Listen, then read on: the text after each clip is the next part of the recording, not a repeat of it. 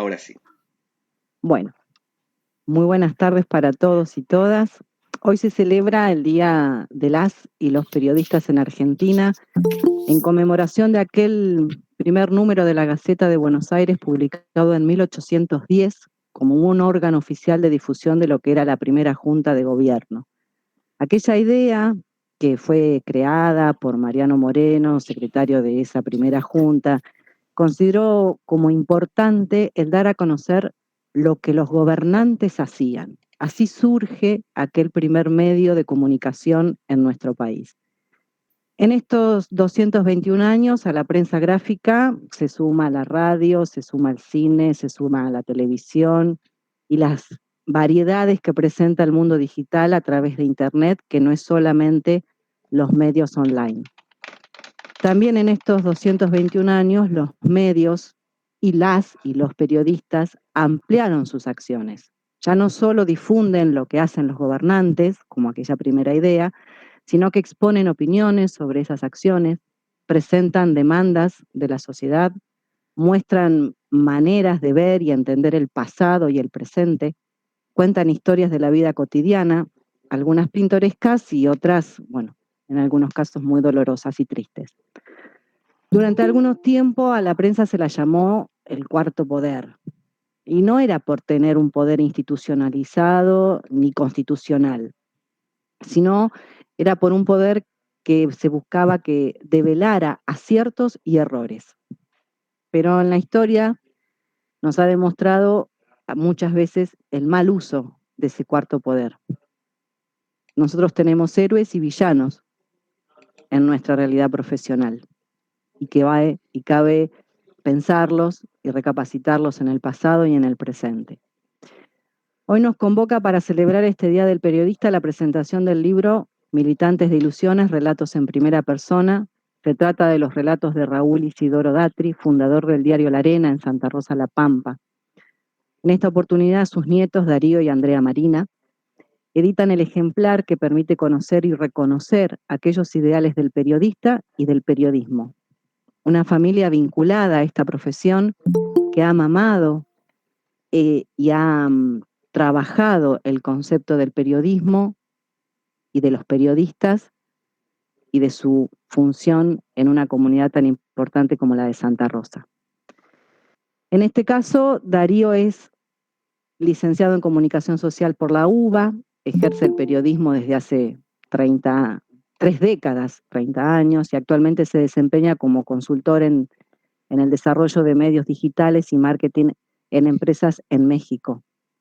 Han pasado de la prensa gráfica tradicional histórica a la evolución de los tiempos tecnológicos que ha llevado el periodismo. También Darío fue editor, jefe de estrategia y nuevas plataformas y miembro de la unidad digital del diario Clarín y de AGEA Digital, que son del grupo Clarín también.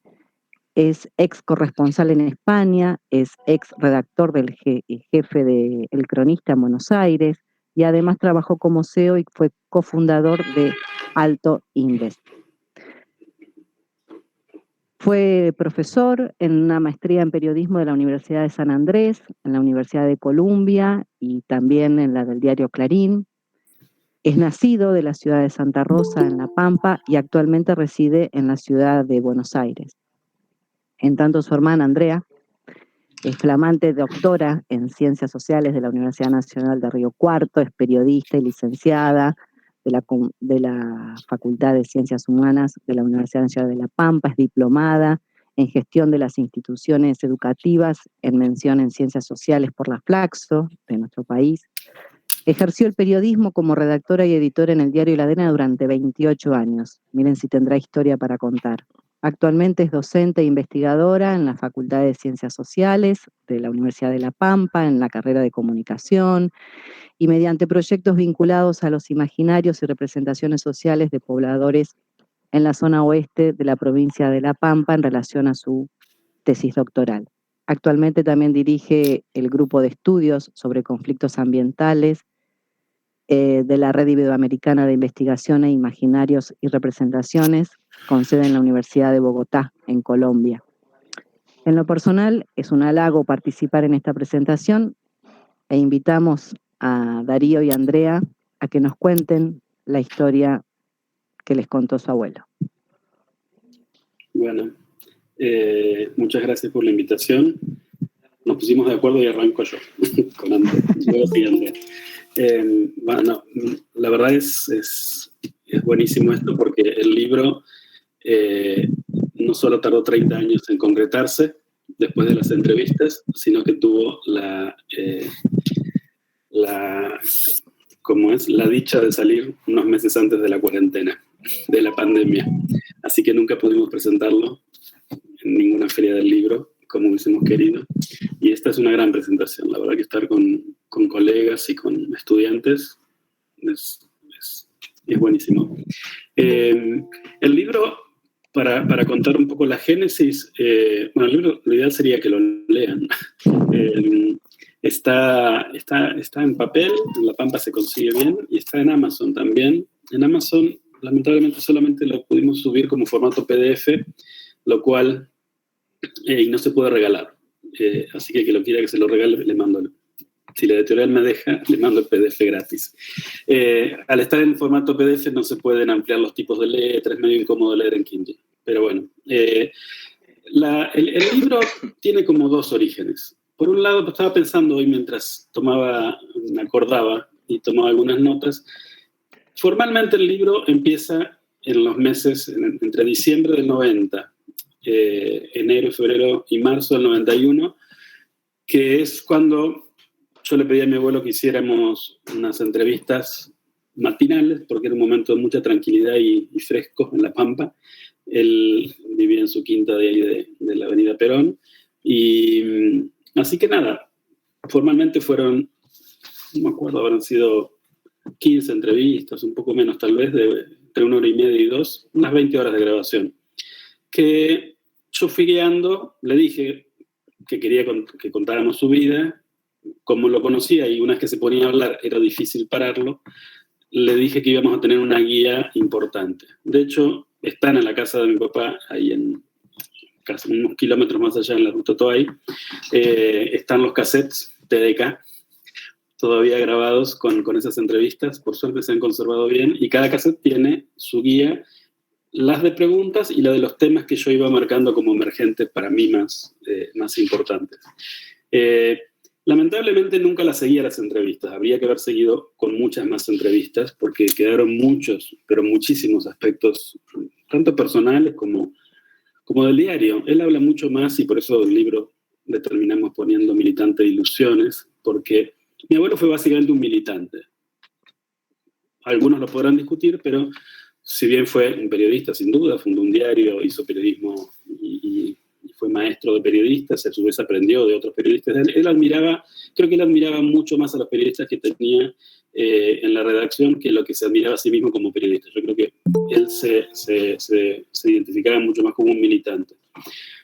Esa es una parte bueno, ahí se grabaron las entrevistas. Esas entrevistas quedaron en manos de Andrea, que las desgrabó. Mientras al año siguiente me fui a trabajar en España, en La Vanguardia de Barcelona, y me acuerdo que Andrea me mandó en un formato de disquetes todavía chiquitos, las desgrabaciones, y quedaron ahí durmiendo.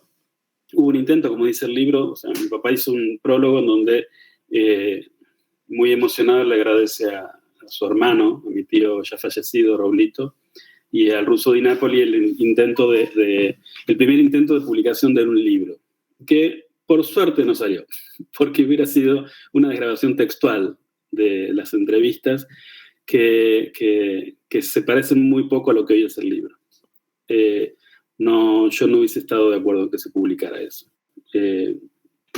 No se hubiese respetado lo que la narración tuvo en su momento, ni lo que se podía conseguir luego con una edición del libro.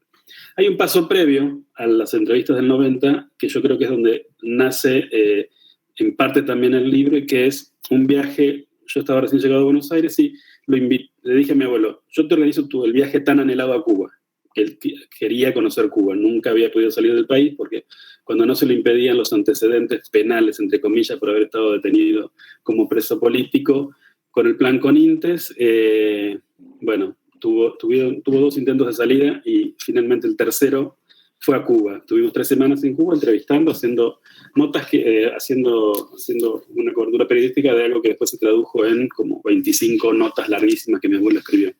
Ahí ya creo que empezó a haber una química muy fuerte de futuro entrevistador y entrevistado. Así que eso lo quería decir. El libro, para luego darle la palabra a Andrea, el proceso, digamos, de creación del libro, el libro es una entrevista. La entrevista, hoy leí algunos apuntes por ejemplo, de Rosa Montero, que tiene este libro de El arte de la entrevista. Ella adora la entrevista, y en contraposición lo que decían, no sé, tipos como Mark Twain, que odiaban la entrevista, como un género menor, un género en donde el periodista deja demasiado en manos del entrevistado el fluir no solo del relato, sino de qué parte, cómo se va a contar la historia. Claramente, eso lleva a un hecho claro de la entrevista, que es un hecho por definición subjetivo, totalmente subjetivo. Tanto por el lado de quien está siendo entrevistado, como por el lado de quien entrevista, que o se enamora o lo odia el entrevistado, pero en realidad es difícil conseguir, ¿cómo se llama? Niveles de objetividad. Si la objetividad fuera posible, yo creo que la búsqueda de la objetividad sí es posible. Y en ese sentido, en mi caso, yo confieso que, digamos, yo admiraba mucho a mi abuelo. Mi abuelo, en su momento, contó una versión de su vida basada en lo que fue su infancia, su viaje, su escapada a Buenos Aires siendo adolescente, y luego la huida de Buenos Aires a distintos lugares del interior, Bahía Blanca, Mendoza, finalmente Santa Rosa. Hubo 2 intentos y finalmente se quedó en Santa Rosa, obviamente influido por la presencia del socialismo, ¿no? O sea, municipios socialistas que para él eran el modelo a seguir. Y de ahí en más, bueno, sigue el relato que va desde el peronismo, la fundación del diario, la participación como administrador del diario del Partido Socialista en La Pampa, Germinal, y llega a los 60. Ya a medida, por eso yo en el prólogo puse, básicamente habla de la década del 20 al 60. Ya a los 60 hay mucho menos relato, y los 70 hay muy poco, aunque pasó mucho, ¿no? Y de hecho él en los 80 también tuvo una participación muy activa, fue detenido en su casa. Algunos lo recordarán por una historia periodística en donde él se negó a revelar la fuente de información de una noticia que parecía sencilla, como era la detención de un tren, la denuncia del encierro de un soldado proveniente de Mendoza, creo que dirigido a Bahía Blanca, no me acuerdo dónde era, y que al llegar a Pico empezó a los gritos porque está encerrado dentro de un tren de carga con un par de caballos de carrera de algún militar mendocino. Eso que fue un hecho lamentable, aberrante, pero digamos, cuando el militar inicia una demanda, el juez no tiene mejor idea que en vez de ocuparse del tema, tratar de que el director del diario revele la fuente de información para caer contra el periodista. Obviamente no lo hizo y terminó con prisión domiciliaria en su quinta, teniendo ya más de 80 años, casi 80 años creo que tenía. Tenía más de 80 años. Y eso demuestra lo que era. Era un gran testarudo porque él militaba cada una de las acciones en las cuales creía, de los motivos en los cuales creía. Entonces el libro, por eso es un libro que cuenta la historia de un militante, dentro de lo cual está el desempeño periodístico. Y desde una mirada de militante habla de periodismo, lo cual es muy distinto que hablar periodísticamente de lo que fue su carrera de militante. Él milita todo el tiempo. Tenía 85 años y seguía militando hechos que habían pasado 60 años antes. Entonces se enojaba con la asociación Gil, y se enojaba con Thomas Mason, y se enojaba, era bastante calentón, por cierto. Y eso para mí creo que el libro lo transmite bien. El libro seguramente desde el punto de vista de quien lo mira históricamente va a tener unas cuantas cosas a discutir. ¿Por qué? Porque básicamente es la interpretación que mi abuelo le dio 60 años después a hechos que él vivió tan intensamente. Habla mucho, obviamente, de sus amigos, habla de lo que fueron el endurecimiento de las dictaduras hasta transformarse en esto que terminó con una bomba dinamitando el frente del diario en el 75, con mi tío Raulito preso casi 4 años, con persecuciones, etc. Pero bueno, a lo que voy es que queda ese eje central, que es la de vida de militante. Y desde ese punto de vista yo creo que hay que leerlo. Bueno, cada uno lo va a leer desde el punto de vista que quiera, pero me parece que si uno lo mira solamente como la historia de un periodista, se va a estar perdiendo gran parte de lo que fue la vida de Raúl Isidoro Dati, que es la de una persona que militó en todos los órdenes de la vida. Andrea luego va a contar con más detalles algunas de sus grandes participaciones en movimientos populares, pero es un militante, no es un periodista como nos podemos imaginar desde una versión más moderna que trata de contar una historia y se para en el borde de la realidad, se para en el borde de la historia y desde ahí la cuenta tratando de ser más o menos objetivo, pero sabiendo que en definitiva no va a poder ser objetivo. Rosa Montero dice, cuando habla de entrevistas, que es un género, bueno, obviamente ella adora la entrevista, ha hecho grandes entrevistas, no creo que sea un solo personaje importante de los 50 años que no haya entrevistado, desde Indira Gandhi hasta Paul McCartney, pasando por Cortázar, a quien odiaba, por cierto, y no me acordaba de eso, y cuando leí los comentarios de Cortázar, sin duda Cortázar era demasiado áspero para las entrevistas, así que no lo debe haber tratado muy bien. Ella adora las entrevistas, sí habla del componente teatral, de la significación de la situación del entrevistador y entrevistado, y en el otro extremo creo que la tengo por acá, esta frase que encontré de Mark Twain, que decía dice, la entrevista no fue una invención feliz. Dice, es la manera menos afortunada de intentar dar con lo que realmente puede hacer un hombre. Claramente, eso también muestra el lugar desde el cual hablaba Mark Twain, ¿no? La de un escritor. Esta entrevista es una entrevista que, a pesar de que nació como entrevista, luego, en la edición,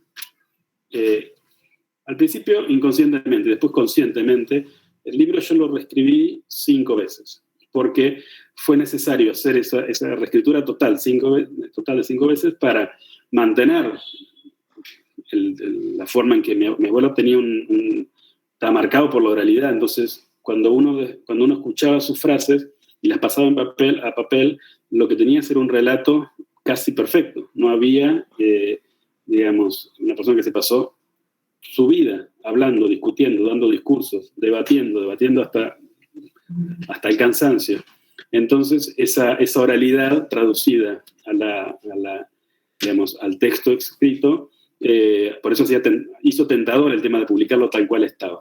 Después yo me di cuenta que había que alterar el orden de las charlas para no solo tener una cierta linealidad en términos históricos, que eso es lo que menos me importaba, sino en términos temáticos y, bueno, quitar redundancias, etcétera, etcétera. Pero bueno, esa es la historia del libro. El libro creo que trasciende el interés de los pampeanos. Alguien, pero no me acuerdo quién, nos dijo que era un gran trabajo en términos del aporte de la mirada de la militancia socialista, de la cual no hay tanto escrito en el interior, me refiero, no hay tanto escrito. Así que yo creo que desde ese punto de vista es un aporte bueno también. Y obviamente para los pampeanos, me pasó a mí y le pasará a muchos, que la realidad es que es un gran libro de historia. Es un gran relato de historia. Yo no puedo decir que es un gran libro, eso lo dirá cada uno, pero es un gran relato de historia pampeana. Los comisarios de déspotas de cada una de las épocas, los gobiernos bueno, él se mofaba particularmente del gobernador Duval, el general Duval, con quien tuvo un encono de años. Y dentro de eso, bueno, lo que fue la tarea periodística, las investigaciones de algunos de sus periodistas que denunciaron estafas digamos, a campesinos, no campesinos, eran pequeños propietarios de tierras a los cuales le vendían playas, no sé si por Claromecó o por ahí, terrenos falsos, ubicaciones falsas, perdón, con el apoyo de la policía estaba... Entonces es un capítulo ese. Y así hay muchos capítulos muy interesantes que esto, con pequeños matices, con pequeñas anécdotas, algunas grandes en realidad, en términos de la extensión temporal que tuvieron y en términos también de la cantidad de tiempo que mi abuelo le dedicó al relato, por ejemplo, la de la creación de la cooperativa, arman como un rompecabezas muy interesante en ese sentido. Pero bueno, paro aquí porque me dijeron 15 minutos. Le doy, no sé si sigue André o seguís vos, Paula. No, que continúe el relato, Andrea. Igual hay conceptos e ideas muy importantes, lo que planteabas vos de el periodismo hace historia, o como que este libro se puede leer como un libro de historia. Y bueno, quizás una de las tantas funciones o reconocimientos que tienen para esta profesión es esa posibilidad de documentar los acontecimientos. Andrea. Bueno, gracias. Bueno, buenas tardes para todos, para todas. Feliz día del periodista, de los periodistas, a los que estén aquí presentes. Y bueno, me dan ganas de seguir escuchando a Darío, pero voy a, en principio, hacer un paréntesis para, justamente en este afán de la militancia, mencionar y repudiar ¿cómo expresarlo? Una acción, digamos, de violencia y de odio perpetrada a una compañera de militancia, Claudia Lupardo, a través de las redes, y bueno, que ha sido ampliamente difundida por los medios. No dejarlo pasar en este Día del Periodista, repudiar este tipo de actos de violencia y de odio. Bueno, para continuar un poco el relato, cómo se formó, digamos, y cómo se gestó este libro, Militante de Ilusiones, acá está, todo marcado. Voy a contar en principio un poco cómo fue esta construcción colectiva del libro, para agregar algunos nombres que fueron parte de esta elaboración, más allá de que el trabajo grueso lo realizó Darío a través de las entrevistas y de esta reescritura, que bueno, que yo coincido con vos, Darío, que era necesaria para mantener no solo la oralidad del relato grabado, sino para poder sintetizar reiteraciones y también por ahí algunas cuestiones de nombres que en este ejercicio de memoria importantísimo que hizo el abuelo Raúl en el año 91, si bien da cuenta de la memoria prodigiosa que tenía, porque por ahí recuerda nombres de sus 16 años yéndose a Buenos Aires, o previo incluso en su infancia en Chivilcoy o en el pueblo de Rawson, de la provincia de Buenos Aires, algunos datos por ahí había que corroborarlos o bueno, contrastarlos, digamos, con el momento histórico, ¿no? Entonces, bueno, volviendo a cómo se gesta este libro, bueno, hay que destacar que es una edición que propone también la editorial Voces, de la Cooperativa Popular de Electricidad, una cooperativa que está grandemente presente, digamos, en este libro, porque el abuelo es parte de la fundación y la creación de la cooperativa, esa gesta, que se denominan habitualmente como gesta, ¿no? Y después, bueno, un trabajo también de rastreo de fotografías y de archivos, donde intervino, por ejemplo, Germán, nuestro hermano, Guillermo López Castro, del Archivo Histórico Provincial, Karina Stefanasi, del Archivo de la Arena, porque este libro, además de tener todos los testimonios que el abuelo da a través de las entrevistas, tiene también un dossier fotográfico, porque bueno, queríamos también ilustrar de alguna manera ese recorrido que él va narrando. Y por supuesto, bueno, la participación de nuestro padre Antonio, el hijo menor de Raúl, que también creo que está presente, sí, está presente en este momento. Y bueno, y él justamente en la presentación del libro resalta la figura tanto de Raulito, uno de los hijos mayores del abuelo, y del ruso de Nápoli, como periodistas los dos, que tuvieron también una trayectoria en el periodismo en La Pampa, como quienes en un principio quisieron digamos, visibilizar este relato. Bueno, respecto del libro y el índice del libro, un poco los temas ya los mencionó Darío, la infancia en Chivilcoy, la ida a Buenos Aires, la búsqueda de un lugar a donde irse, de un sitio que él decía que era muy propenso a que uno se aburguesara. En un momento lo dice así, él se quería ir de Buenos Aires para no aburguesarse, ¿no? En esta militancia socialista que él vivía, ¿no? Que él empezaba a vivir. Y bueno, y menciona que él en principio se había ido primero a Mendoza y después a Córdoba, antes de recalar en la provincia de La Pampa. Por supuesto, los amigos, el oficio de tipógrafo, bueno, y los acontecimientos, por supuesto, históricos y políticos del momento y cómo van condicionando su búsqueda. Ahora, yo pensaba que en todos estos relatos de los distintos capítulos, permanentemente él rescata una cuestión que yo creo que hace a la forma de ser que él tenía justamente por su militancia, y permanentemente va a resaltar la pobreza que se vivía, la desocupación, no porque él más de una vez se lo pasaba buscando trabajo, sino que la resaltaba en todo el orden social, ¿no? La cuestión de la desigualdad. Entonces, bueno, este libro como construcción colectiva surge de esta manera. El grueso del libro son casi 450 y pico de páginas, son sus testimonios. Tiene el epílogo y el cierre de Darío, el dossier fotográfico y un apéndice biográfico muy chiquito, digamos, que escribí yo, como para hacer una síntesis de los hechos, digamos, que se pueden llegar a resaltar.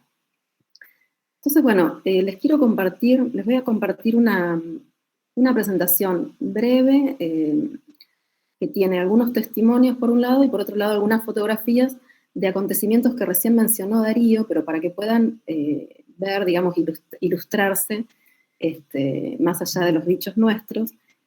Y lo armé pensando en esta pregunta, ¿no? ¿Qué fue lo que movilizó a Raúl Datri a efectuar su tarea de militante, tanto a través de la política como a través del periodismo y a través del cooperativismo, a través de estas tres dimensiones? Voy a compartir, ustedes díganme si se ve. No sé si lo están viendo. Ahí, Andrew, sí. Bárbaro. Ya hasta ahora no tengo voz. Bueno, fíjense que él mismo, en un fragmento del libro, se define a sí mismo. Si tuviera que definir mi paso por los distintos aspectos en el transcurso de toda mi vida, yo diría que estuvo dedicada fundamentalmente al campo político, al campo cooperativo y al periodismo. Son como los tres ejes, digamos, que nosotros buscamos también resaltar a través del libro. Entonces, bueno, en principio esta cuestión de la política y el periodismo. Hoy, Darío, vos referías a una persona que había hablado del relato en primera persona como militante socialista. La persona es Federico Martocci, que es un historiador pampeano que trabaja el socialismo, un historiador de la Universidad de La Pampa. Hizo una reseña de este libro, resaltando justamente eso, ¿no? Que no hay relatos de militantes socialistas, sobre todo del interior, del mal llamado interior de la República Argentina.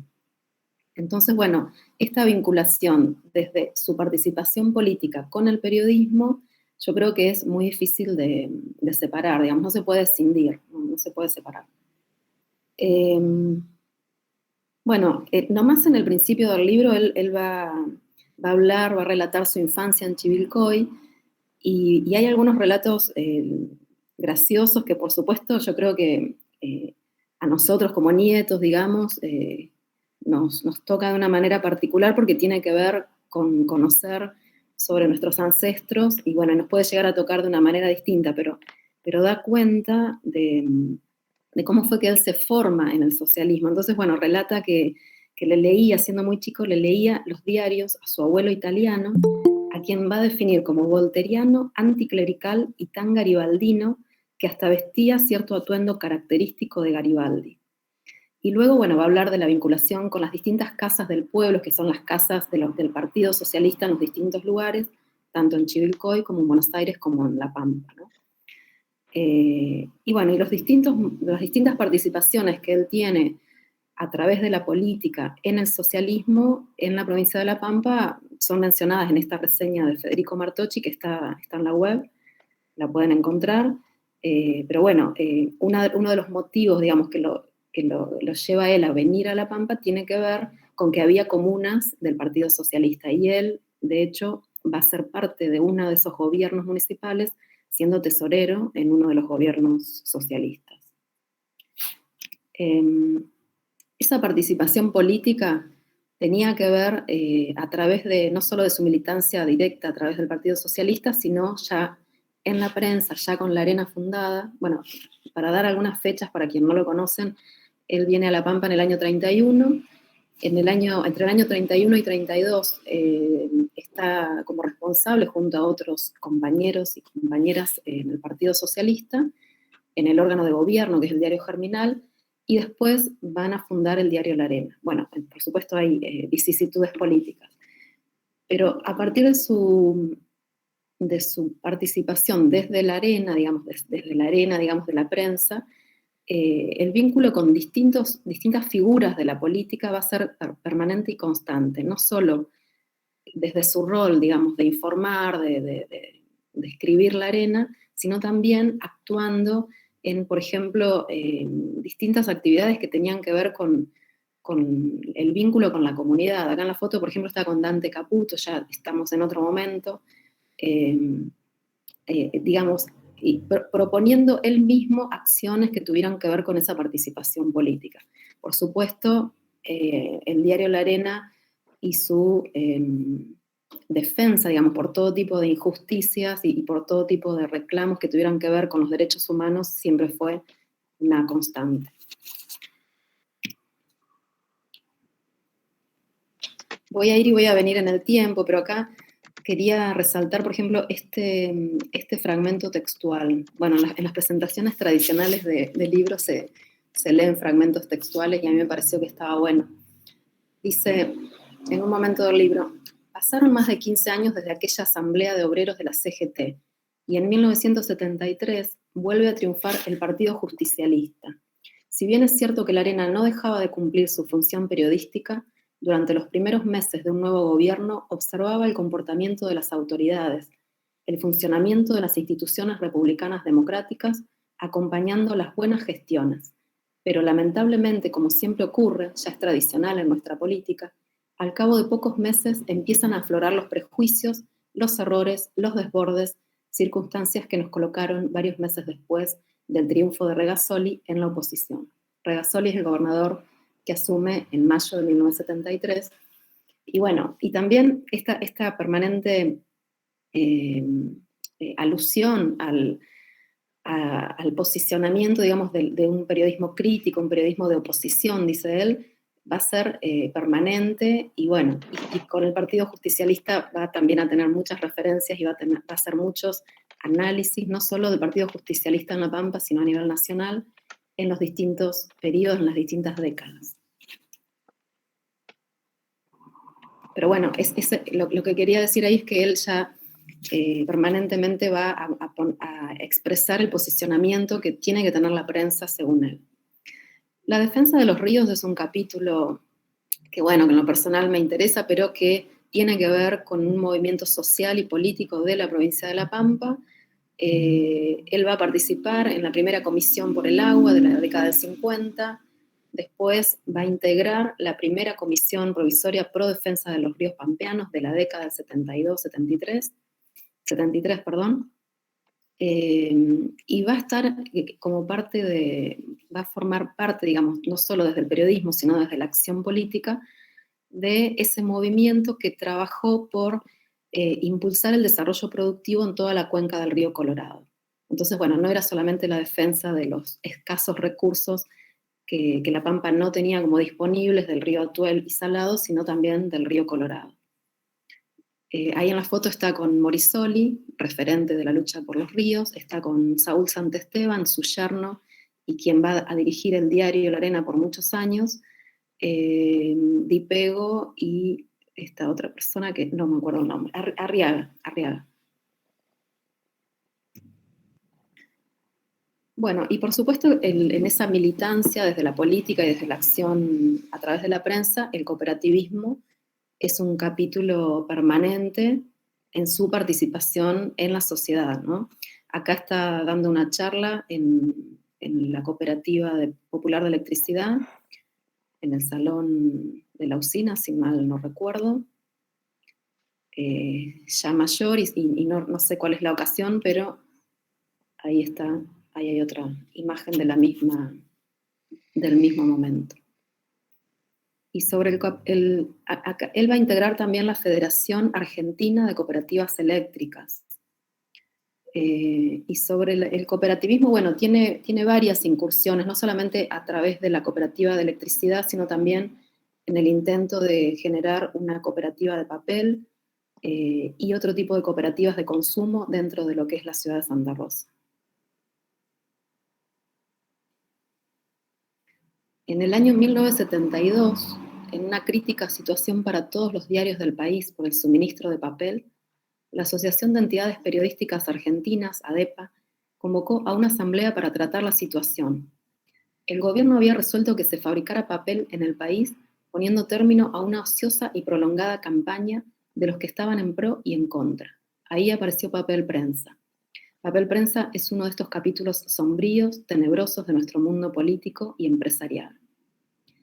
La Arena, con otro diario colega, Comercio y Justicia de Córdoba, fueron los autores del proyecto de creación de una cooperativa para encarar la fabricación de papel, que si no se materializó como hubiera sido posible, fue porque los que quisimos no pudimos y los que pudieron no quisieron.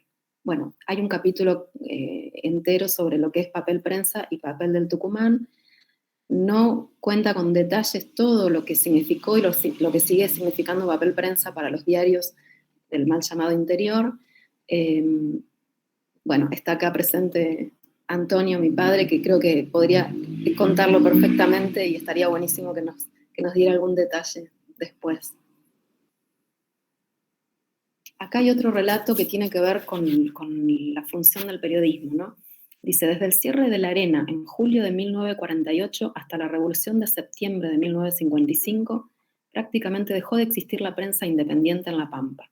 Pocos títulos desaparecieron en el país, pero dejó de ejercerse la función esencial del periodismo independiente, especialmente en su relación con el poder político.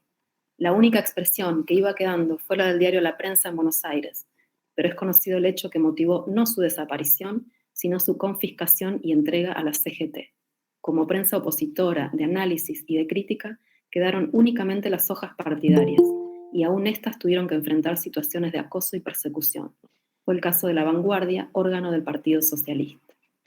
Permanentemente le hace referencias al vínculo de la prensa con el poder político en distintos momentos de los distintos gobiernos del país y de la provincia.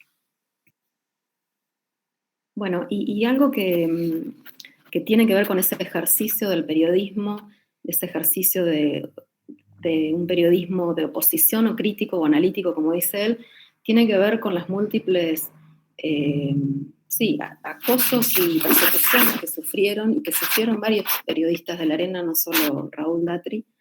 Y en un momento del libro dice esto, ¿no? Alguna vez reconocimos públicamente que sí, que teníamos miedo, pero no teníamos más remedio que disimularlo, porque realmente el miedo había ganado a toda la ciudadanía. Se refiere al momento previo de la dictadura militar.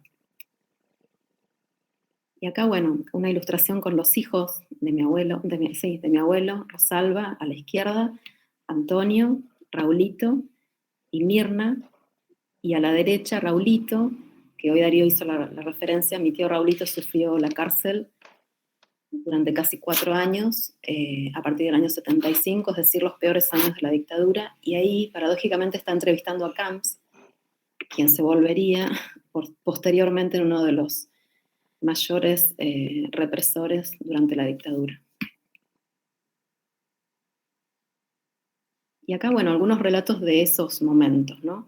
Dice, tuvimos serios inconvenientes durante todo el gobierno de Onganía. En las postrimerías del gobierno de Isabel Perón, el país entró en un cono de sombra y miedo, provocado por los hechos de violencia que venían ocurriendo, de los cuales todavía estamos sufriendo las secuelas. Un día recibimos una amenaza anónima. Bueno, anónima no, porque invocaba la AAA, organización terrorista que lo tenía López Rega y algunos militares como ejecutores de esa política de terror.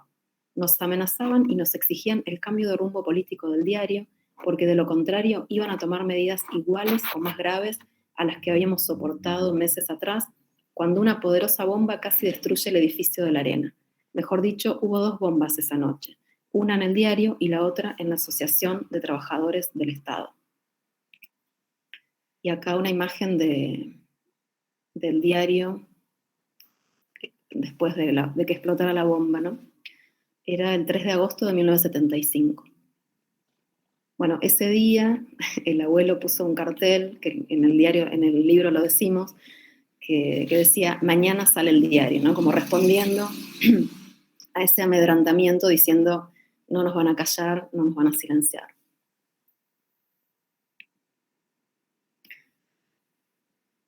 Ya he contado el episodio en 1961, cuando la Policía Federal asaltó mi domicilio y me sacó de la cama. Fuimos detenidos y trasladados a Buenos Aires. Así, La Pampa contribuyó con varios vecinos a ese cupo de 300 y pico de detenidos de todo el país en un supuesto plan anticomunista. Hubo también 3 procesos por desacato, uno contra mí y otros 2 contra los directores que me reemplazaron en el cargo. Fui sentenciado a 5 meses de prisión en suspenso. Bueno, con la vuelta de la democracia, y como decía hoy, esta cuestión de que la Arena también proponía, o él, Raúl Datri, proponía a través de la Arena otro tipo de actividades, invitaron al Premio Nobel de la Paz, Adolfo Pérez Esquivel, a exponer en el día del aniversario de 50 años de la Arena,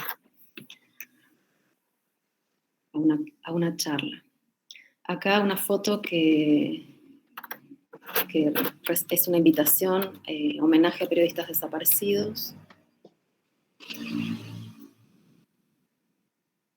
Y acá el caso que relataba hoy Darío, el caso del soldado y los 2 caballos, que bueno, que a raíz de esa foto y un pedido que le hacen de relevar las fuentes, es detenido y es puesto bajo prisión domiciliaria. Bueno, era una forma de ejemplificar y mostrar, ilustrar, mejor dicho, las numerosas amenazas y amenazas directas y físicas, no solo hacia la persona, sino hacia el propio diario también, que tuvo, digamos, el ejercer un periodismo analítico y crítico. Y finalmente esta cita dice, nos tocó denunciar algunos abusos de la administración pública. En el transcurso de esas campañas editoriales no faltaron los atentados. En una oportunidad balearon el local de la Arena. Estoy hablando de circunstancias en que había gobiernos elegidos por la ciudadanía, no durante gobiernos militares. Otra vez intentaron incendiarme el coche que estaba frente a mi domicilio, en la calle Hipólito Yrigoyen, y si no se quemó, fue por la oportuna intervención de un vecino. Bueno, en síntesis, y ya para cerrar, se me fue el tiempo, y volviendo a ese interrogante del inicio, digamos, de qué fue lo que lo movilizó a su militancia política a través de la prensa y cooperativista, yo creo que a través de la lectura de este libro, creo que lo que lo movilizó fue justamente eso que él observaba y da cuenta cuando relata sus primeros años en Buenos Aires. O sea, el ver la injusticia sobre todo, el desempleo, la injusticia, el abuso sobre trabajadores y trabajadoras, la corrupción del poder político y económico. Y entonces, bueno, su herramienta fue la prensa, pero no fue solamente la prensa a través de la escritura, sino que fue la escritura, pero también la acción directa. Y ahí creo yo que se sintetiza la militancia que él ejerció durante su vida. Bueno, a seguir oyendo. Gracias.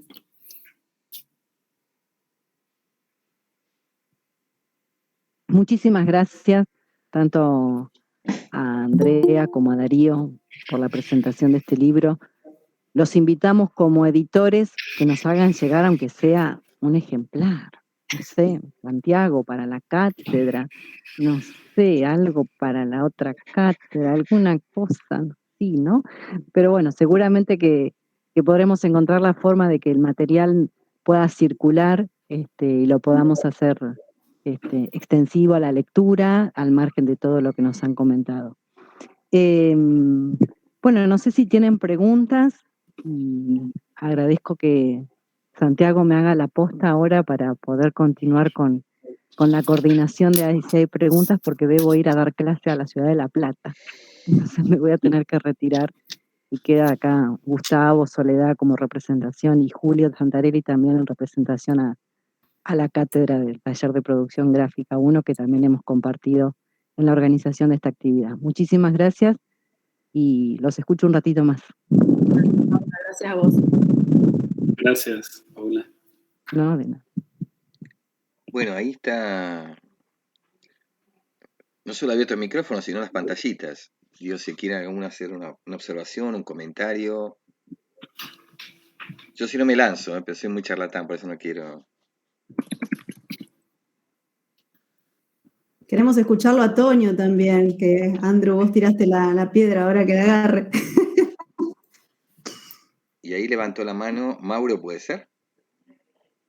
Sí. ¿Me escuchan? Sí. Sí, se escucha, Mauro. Bien, bueno, buenísimo. Bueno, muchas gracias por la presentación y por las exposiciones. Yo escuchando a Darío y también a Andrea, más allá de que algo conocía de la historia y parte de lo que pude leer por ahí, poquito del libro, a mí me interesó mucho respecto a la militancia, una palabra que quizá en estos tiempos está un poco devaluada, justamente por la militancia del periodismo o la militancia dentro del periodismo. Para que todas las personas que están aquí, que son cerca de 90 personas, yo no soy periodista, me considero un trabajador de los medios, digo, no periodista en el sentido de que no hay ningún título que avale que soy periodista, pero esa militancia la llevo desde hace muchísimos años, más de 30, en los medios de Santa Rosa, sobre todo los medios radiales y televisivos, pero con una experiencia importantísima de haber trabajado en el diario La Arena.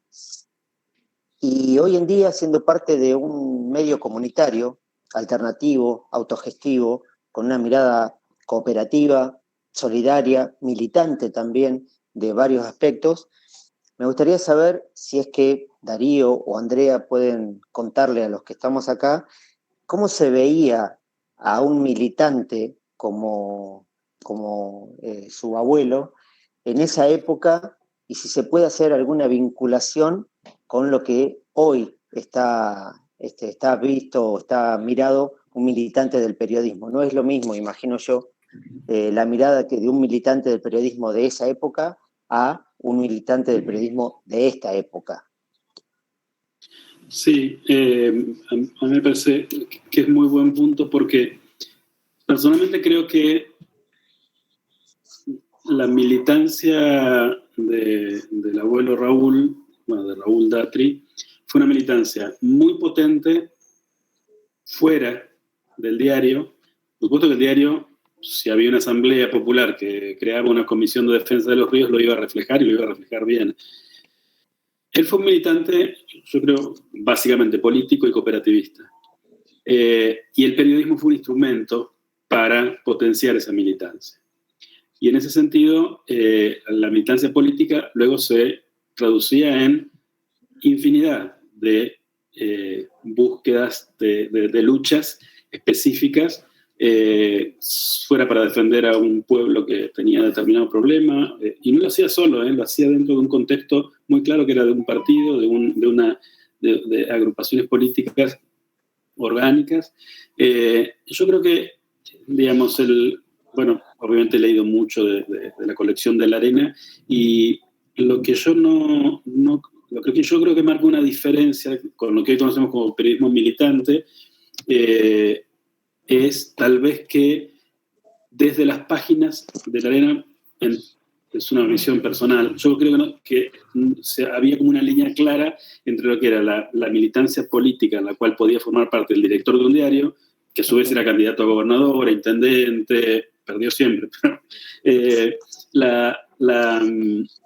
y la de por ahí ciertos periodistas que vemos hoy que personalmente, por gusto, respeto que lo hagan, tienen todo el derecho, pero creo que en muchos de los casos lo hacen, no importa de qué lado, de los dos lados está lleno de personas que lo que hacen es tener una actividad, yo creo que muy fructífera en términos mercantiles, en algunos casos, en otros casos creo que es muy, muy bien intencionada, y creo que esa gente es la que yo más respeto, que es que dicen, yo estoy acá para defender tal proyecto político, y lo hago desde una plataforma periodística, sea un canal de televisión, un sitio web, un diario, lo que sea.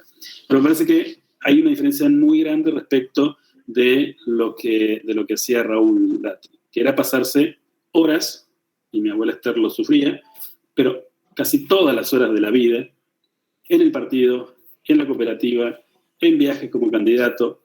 Él por eso era un militante. El diario estuvo mucho tiempo, digamos, en manos de sus hijos, de yernos y bueno, siempre con los nombres, con los parentescos me confundo, pero mi tío Saúl, y el diario, bueno, es como que el diario podía seguir existiendo gracias a esa gente que estaba en el día a día para que mi abuelo pudiera militar. Y lo hizo con cada cosa, lo hizo con el proyecto de cortar la arboleda que unía Santa Rosa con Toay.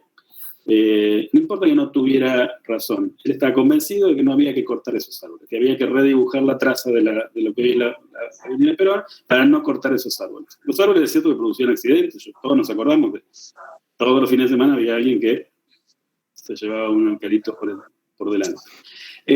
Así que él militaba, entonces a mí me parece que es una diferencia importante, y el otro tema es que creo yo que no es un dato menor el tema que yo mencioné, creo que con un poco de sutileza, que es el tema de ganar dinero militando desde un medio de comunicación.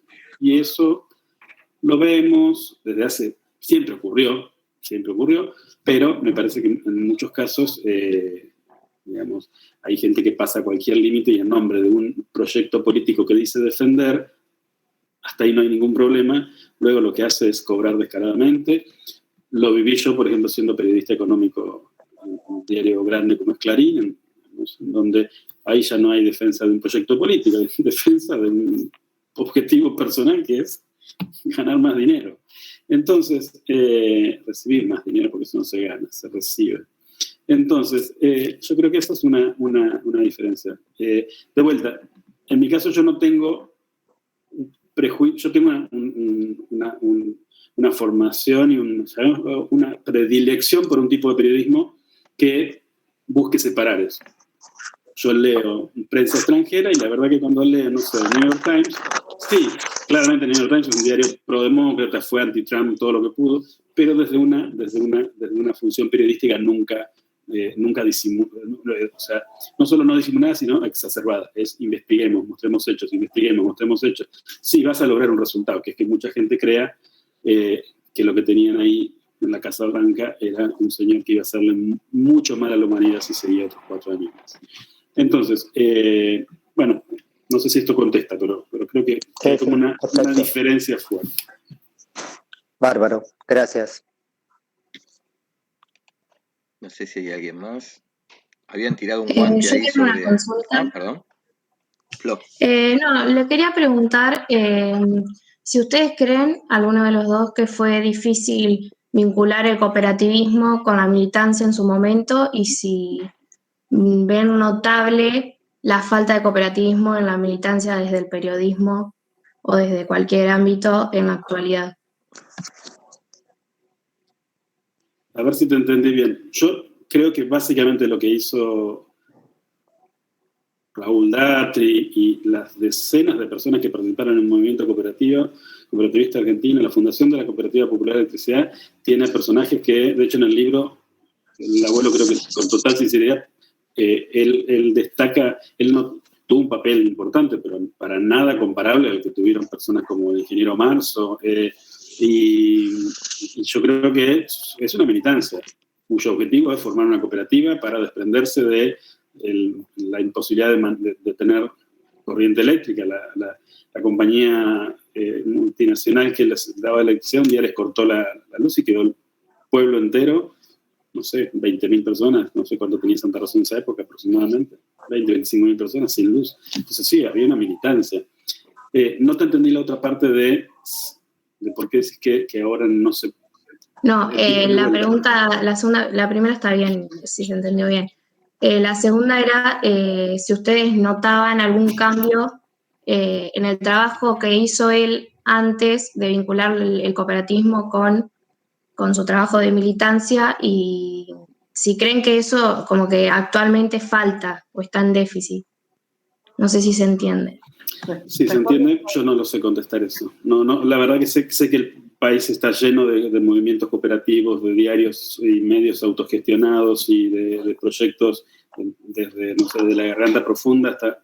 Con lo cual, no sé, tal vez hoy inclusive en donde es infinitamente más fácil tener un medio de comunicación, porque una plataforma digital, que es la que todos tenemos, que es la que todos podemos consultar, es infinitamente más fácil que tener que montar una redacción con rotativas, etcétera, etcétera.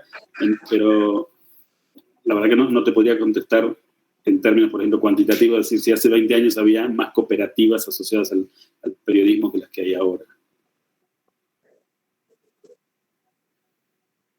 Listo, entonces, muchas gracias. Era eso. Gracias. No sé si hay alguien.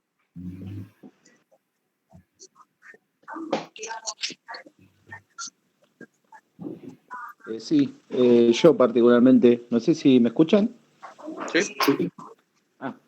Yo por ahí disiento un poco en cuanto a algunos conceptos de lo que es el periodismo militante. Uno puede militar por los derechos humanos, por lo menos eso es una visión muy particular, puede militar por la defensa de la ecología, puede militar por las defensas de las mujeres golpeadas. O sea, hay muchas formas de militar. Ahora, cuando uno milita políticamente dentro de lo que es particularmente un partido, o bien coincido con Darío en cuanto hacen de esa militancia un rédito económico, a mí me parece que ya deja de ser una militancia periodística, sino que directamente pasa a ser una rentabilidad o un comercio, y deja de ser periodismo. Deja dos cosas, deja de ser militancia y deja de ser periodismo. Yo creo que uno debe tener causas porque uno tiene ideales, no sé, de un mundo con un ambiente mucho más sano, tiene ideales de un mundo donde se respeten los derechos humanos, tiene un montón de ideales y uno los puede defender a través del periodismo. Ahora, no políticamente, incluso políticamente, ahora cuando lo hace partidariamente, me parece que ahí ya deja de ser periodismo, incluso deja de ser militante.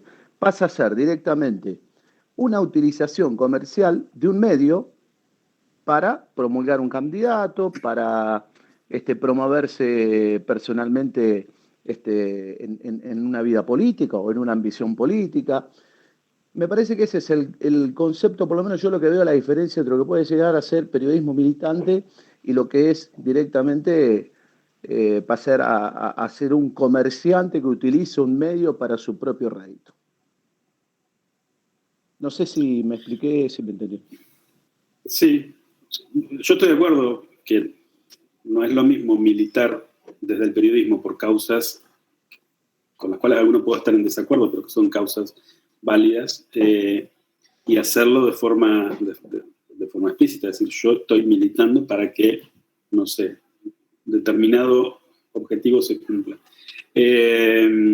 Pero, digamos, el gran problema es la gente que se oculta detrás de una causa, llamémosla política, para generar beneficios personales evidentes. De todas maneras, lo que te decía yo antes es que personalmente, digamos, sobre todo desde ciertos medios, se ha criticado mucho al periodismo militante, y yo creo que en sí no es un pecado en lo más mínimo, o sea, sobre todo la gente que lo dice abiertamente. Yo voy, o sea, no, la idea de hablar con objetividad respecto de temas políticos, decisiones de un gobierno, etcétera, es absurda. Es preferible en el sentido cuando la gente se sincera. Aquí no estamos muy acostumbrados, las editoriales son de los diarios y de los medios en general, pretenden ser objetivas, de objetivas no tienen nada. A mí, por ejemplo, me gusta mucho lo que hace el New York Times, que es que antes de las elecciones dice que ese board editorial apoya a determinado candidato.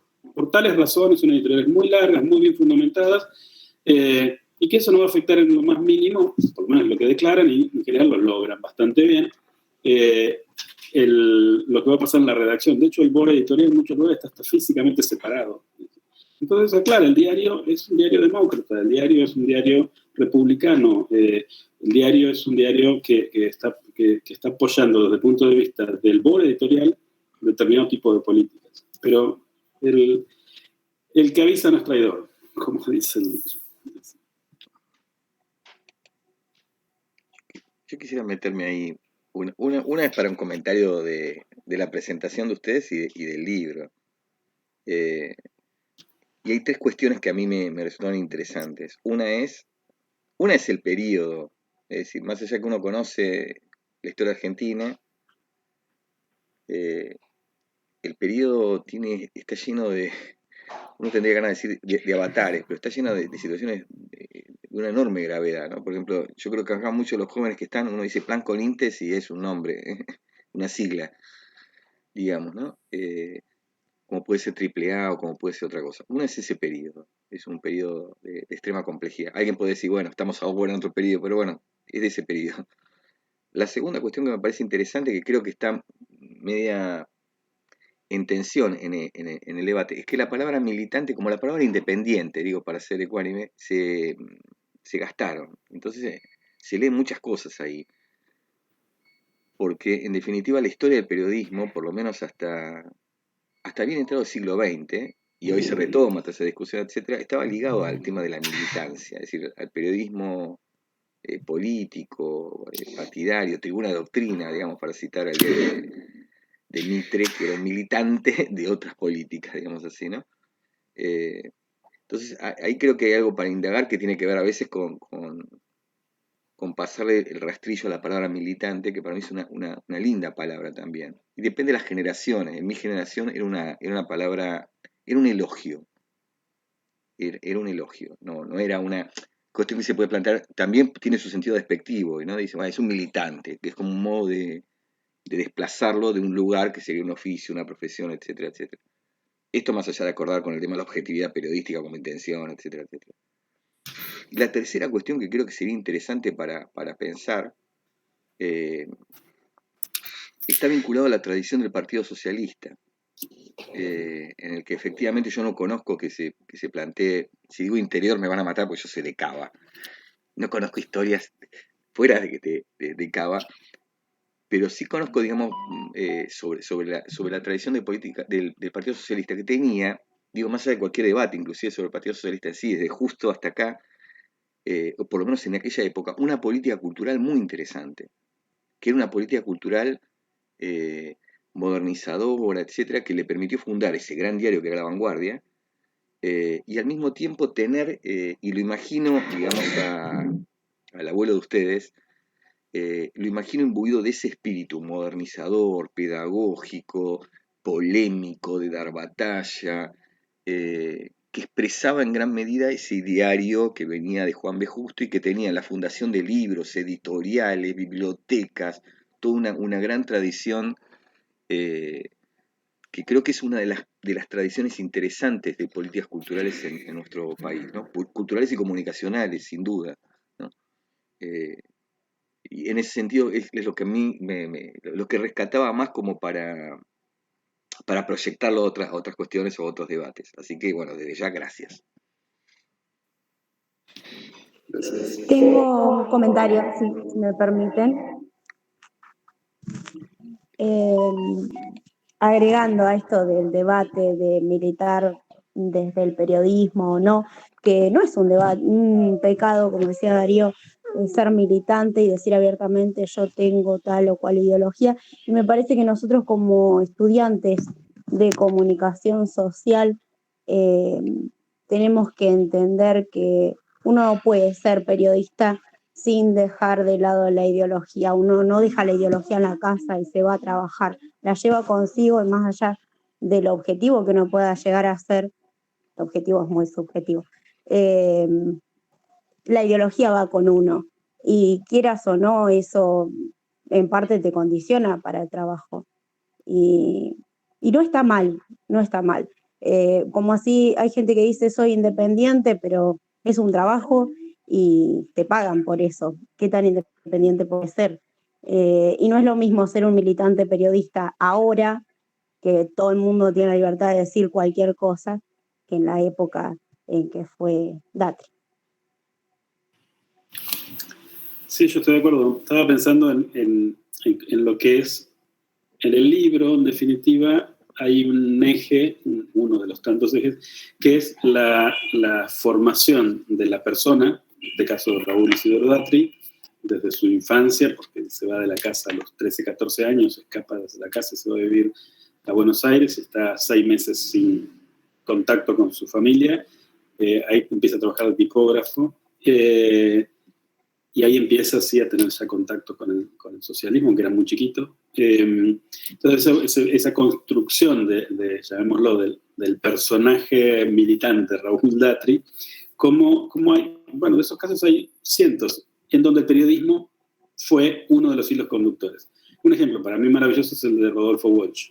Rodolfo Walsh, cuando sí, podría haber sido, lo que para mí sigue siendo, uno de los mejores escritores de la historia argentina.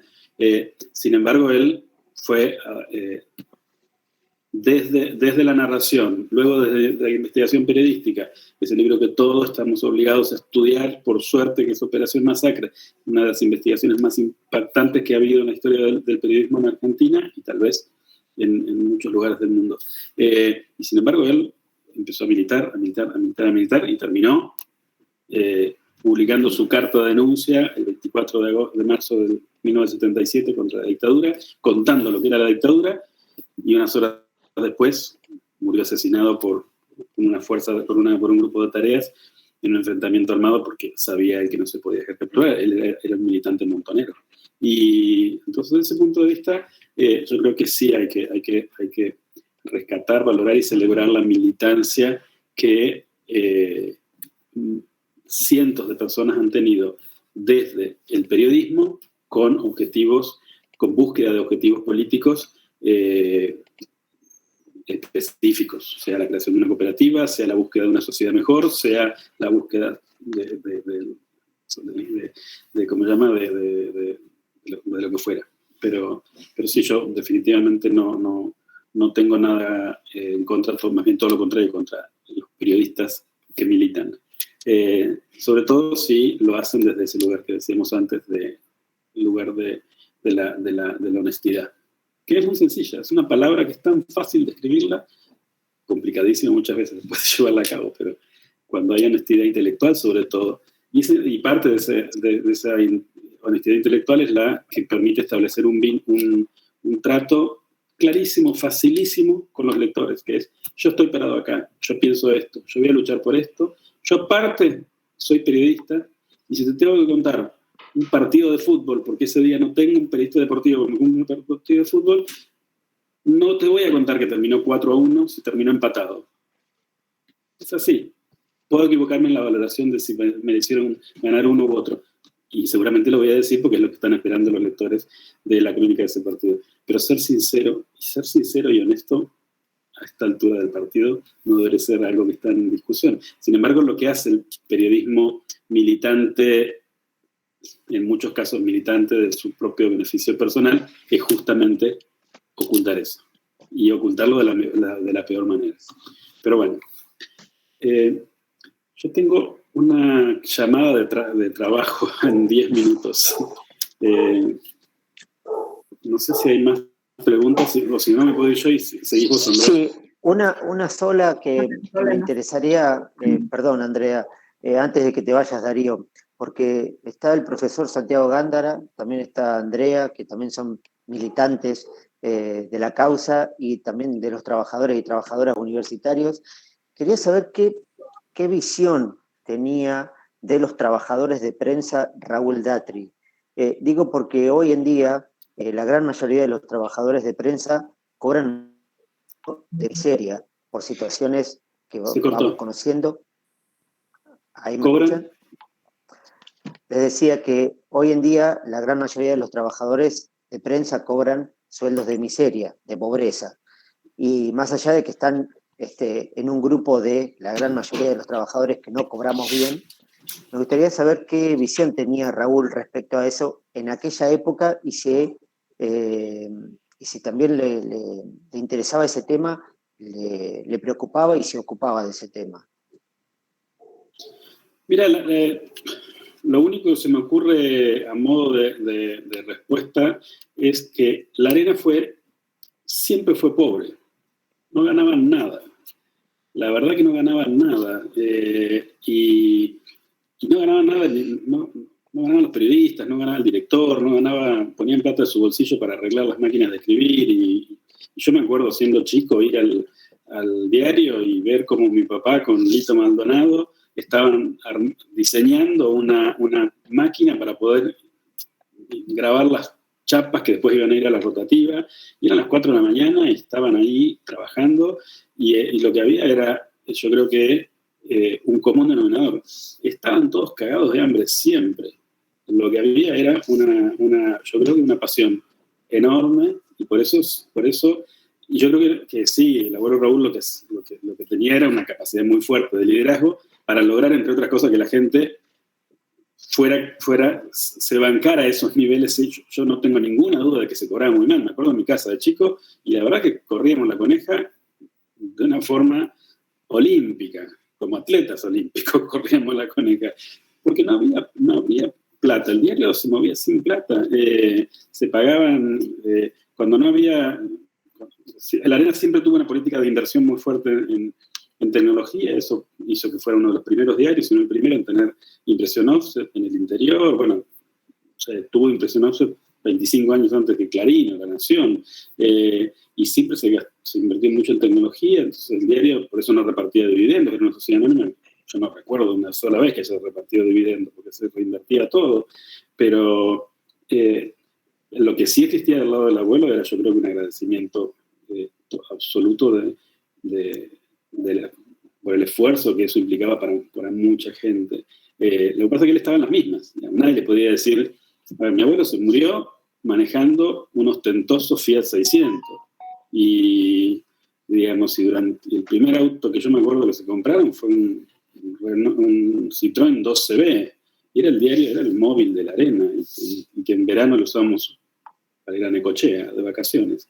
La única que fuimos de vacaciones a Necochea. Entonces es distinto cuando ves, esa imagen del magnate de medios, digamos, acá claramente no había ningún magnate de medios, y lo que sí había yo creo que había, el pago era, suena estúpido decirlo así, pero el pago no era en dinero. O sea, la gente se quedaba hasta cualquier hora trabajando en la Arena, porque yo creo que el nivel de retribución que recibía era enorme, y eso es algo también que es difícil entender cuando uno no estaba nunca en un diario, y cuando uno no y aparte quedarse todos los días, porque el diario es que todos los días te va a salir a las 2 de la mañana. O sea, la cantidad de veces que mi abuelo se levantaba él vivía conectado de pared por medio sobre Irigoyen con el diario. Cuando no escuchaba la rotativa, empezar a tal hora, sabía que no iban a llegar los diarios al interior, se ponía unas pantuflas y iba a putear a los empleados. Había veces que como no llegaban, creo que eso lo podría contar mi viejo, ponían en marcha la rotativa para que hiciera ruido y parecía que estaba imprimiendo, porque todavía no estaba imprimiendo el diario. Entonces, y después a las 7 de la mañana, 5 de la mañana, mi abuela Esther se levantaba para contar diario y distribuirlo con los canillitas. Una de las fotos que mostró Andrea es mi abuela sentada al lado de el que fue el canillita histórico de ¿cómo es? De la arena, como es Sarmiento, ¿no? El nombre. Entonces, la realidad es que estamos hablando de épocas distintas. Ahora lo que tenés es como la industria, hoy no sé quién decía, el periodismo no está en crisis, lo que está en crisis es la industria de medios. Claro que está en crisis, es todo gratis, nadie te paga nada, entonces los medios pagan muy mal y algunos no, les va muy bien en términos de economías personales, porque reciben subsidios de gobierno, porque reciben dinero por abajo de la mesa, de compañías o de gobiernos o de partidos, pero los trabajadores cobran una miseria. La realidad es que el nivel el nivel de pauperización de los trabajadores de prensa hoy es brutal.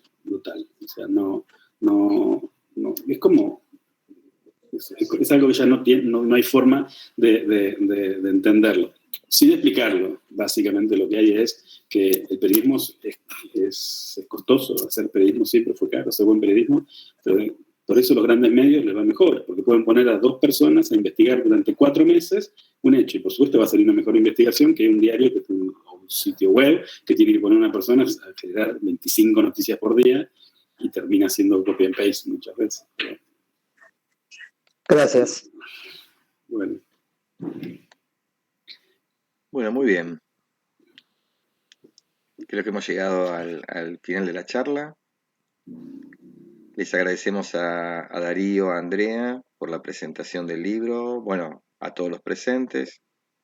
Otra vez un muy feliz día a los que eligieron esta profesión y militancia y trabajo y oficio, bla, bla, bla. Así que nada. Nos veremos en la próxima. Andrea, te veo ahí con... Iba a agradecer. Darío no me dejó responder ninguna. Pero ¿por qué no siguen ustedes? Sigan ustedes. No, es un chiste igual, pero bueno, está bien porque a nosotros la mayoría de los estudiantes nos escuchan en las clases, así que ya seguiremos. Muchas gracias para todos y para todas por estar presentes. Una cosa que se me ocurre, podemos mandar el libro en formato PDF. Los que puedan comprarlo, cómprenlo porque van a ayudar al esfuerzo enorme que hizo la cooperativa, porque es un libro que, hay que decirlo, lo financió la cooperativa. Y la verdad es que los que puedan ir a una librería a comprarlo, que vayan, pero para los que no, que envíen un mail, en todo caso no sé, a vos, Andrea, y les mandas el libro en PDF, porque la verdad que yo creo que lo que más buscamos nosotros es que se lea el libro. Así es. Escriban y les mandamos el libro. Bueno, muchas gracias. Saludos, buenas tardes. Gracias. Nos vemos.